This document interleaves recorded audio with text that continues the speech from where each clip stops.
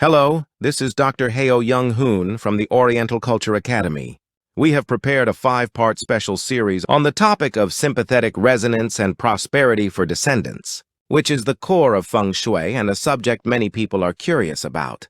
For our first session, we will unravel the secrets of parent-child resonance, using the principles of Feng Shui and quantum mechanics to determine which child is more significantly affected by an ancestor's burial site. Today, we intend to have an in-depth discussion on which child is most greatly impacted when an ancestor is buried in an auspicious or inauspicious location.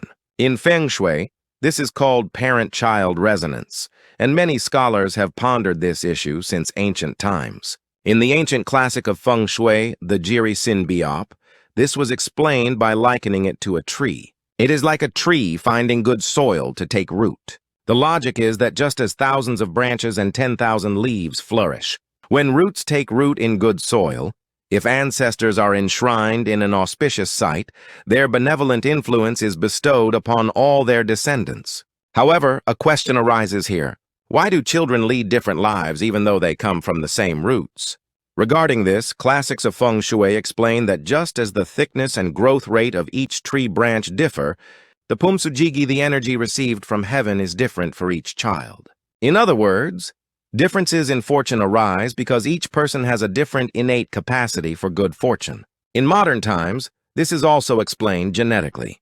Although ancestors and descendants share the same DNA, the combination of that DNA differs, so the degree to which they respond to the ancestor's energy varies. I believe this phenomenon can be interpreted more clearly through the principles of quantum mechanics. In the phenomenon of quantum entanglement, two particles that have once been closely coupled instantly influence each other's states, no matter how far apart they are. Ancestors and descendants share the same biological origin called DNA and are very strongly intertwined. In physics, resonance refers to the phenomenon where energy is amplified when frequencies match.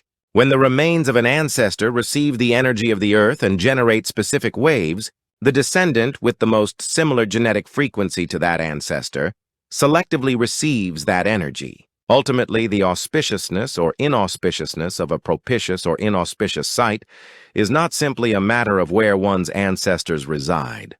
How precisely the source frequency of the ancestors and the frequency of the descendants match, in other words, the magnitude of the blessing, is determined by who possesses an antenna capable of fully absorbing that energy. I hope the story of Feng Shui from a quantum mechanical perspective that I explained today has been helpful to your understanding. Have you somewhat unraveled the secret of the frequency and why the energy of an auspicious site acts differently for each child? In the next part 2, we will delve deeper into this energy link, connecting ancestors and descendants through more specific examples. Thank you for watching. See you again in part 2.